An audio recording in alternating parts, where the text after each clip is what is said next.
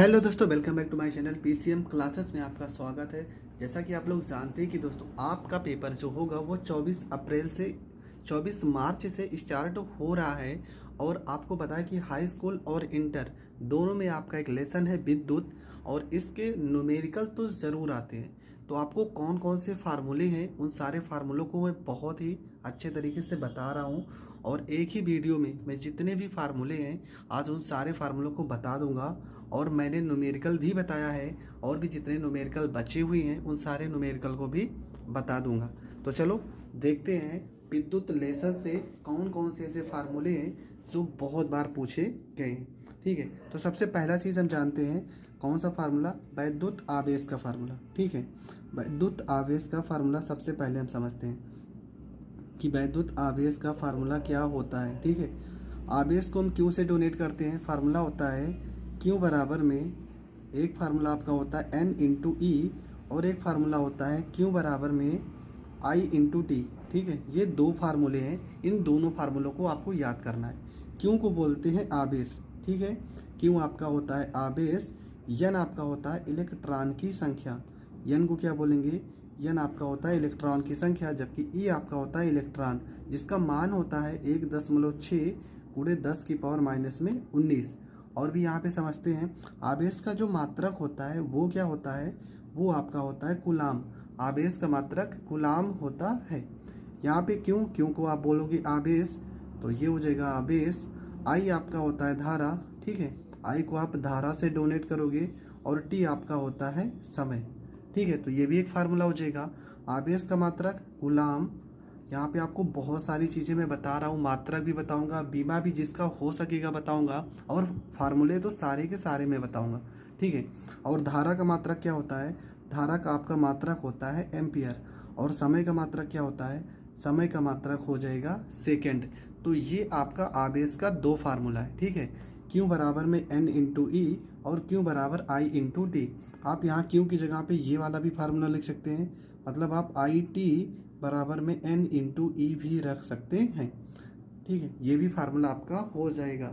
इसके बाद आपका जो फार्मूला आता है वो फार्मूला निकल के आएगा विद्युत धारा का। ठीक है, विद्युत धारा का फार्मूला क्या होता है, परिभाषा इस सब की मैंने बताई है, आप जाकर प्ले लिस्ट में देख सकते हैं। विद्युत धारा का फार्मूला होता है आई बराबर में क्यू अपान में टी।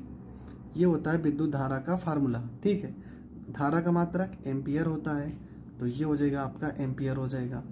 क्यों आवेश, आवेश का मात्रक क्या हो जाएगा, ये आपका कूलाम हो जाएगा। जबकि टी समय, समय का मात्रक क्या हो जाएगा, सेकेंड हो जाएगा। तो आई मतलब धारा का मात्रक ये भी हो सकता है क्या, कूलाम प्रति सेकेंड भी हम लिख सकते हैं। ये हो जाएगा आपका विद्युत धारा का फार्मूला। ठीक है, मात्रक।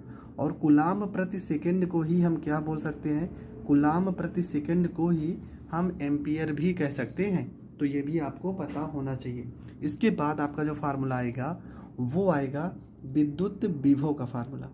ठीक है, विद्युत विभव का फार्मूला क्या होता है, तो विद्युत विभव को हम V से डोनेट करते हैं।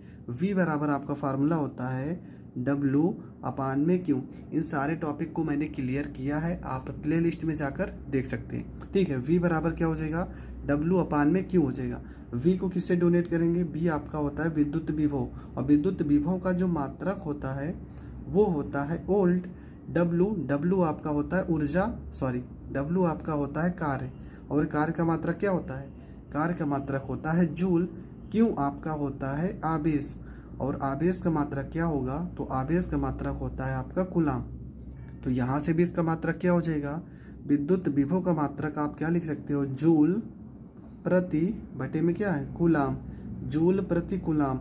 और जूल प्रति कूलाम को ही हम क्या कहते हैं, जूल प्रति कूलाम को ही वोल्ट कहा जाता है। तो विद्युत विभव का मात्रक वोल्ट होता है, और जूल प्रति कूलाम भी आप लिख सकते हो। तो विद्युत विभव का ये दोनों के दोनों मात्रक आपके हो सकते हैं। इसके बाद आपका जो आएगा विद्युत विभव के बाद आपका जो मान आता है वो आता है विद्युत विभवांतर। ठीक है, विद्युत विभवांतर का फार्मूला क्या होगा, तो विद्युत विभवांतर का फार्मूला होता है यही सेम होता है। यहाँ पे हो जाएगा डेल्टा V बराबर में क्या हो जाएगा, W अपान में क्यू। इस डेल्टा वी की जगह पे हम क्या लिख सकते हैं, V2 माइनस में V1 बराबर में W अपान में क्यू होता है। ठीक है, यहाँ पे डेल्टा V की जगह पे आपके दो विभव दिए रहेंगे, V2 या V1, और मात्रक इसका भी वही हो जाएगा क्या, जूल प्रति कूलाम अथवा ओल्ट। ठीक है, दोनों में से आप जो भी मात्रक लिखना चाहो वो दोनों में से आप कोई भी मात्रक लिख सकते हो, आपका दोनों के दोनों जो आंसर होगा वो सही हो जाएगा। तो आपने चार चीज़ों का मात्रक समझा। इसके बाद आपका जो फार्मूला आ जाएगा वो आ जाएगा वैद्युत प्रतिरोध का फार्मूला। ठीक है, वैद्युत प्रतिरोध का फार्मूला। वैद्युत प्रतिरोध को किससे डोनेट करेंगे, तो ये आपका होता है आर बराबर फार्मूला हो जाएगा V बटे में आपका हो जाएगा I। ठीक है, जहाँ पे V आपका क्या होगा, V आपका हो जाएगा विभवांतर। ठीक है, और विभवांतर का मात्रक क्या होता है, ये आपका हो जाएगा ओल्ट, और I आपका होता है धारा, और धारा का मात्रक आपका हो जाएगा एम्पियर। ठीक है, एम्पियर, और इसका दोनों का अगर मिला के लिखा जाए तो वैद्युत प्रतिरोध का जो मात्रक हो जाएगा वो हो जाएगा आपका ओल्ट प्रति एम्पियर। ठीक है, और ओल्ट प्रति एम्पियर को ही हम क्या बोलते हैं, ओम बोलेंगे। तो वैद्युत प्रतिरोध का मात्रक ओम भी कह सकते हो और ओल्ट प्रति एम्पियर भी हो सकता है। ठीक है, 1 मेगा ओम बराबर कितना होता है, तो 1 मेगा ओम बराबर आपका हो जाएगा 10 का पावर 6 ओम। न्यूमेरिकल में ये भी आ सकता है। और 1 माइक्रो ओम की अगर बात की जाए, 1 माइक्रो ओम बराबर आपका हो जाएगा 10 की पावर माइनस में 6 ओम हो जाएगा। तो ये आपका वैद्युत प्रतिरोध का फार्मूला हो जाएगा।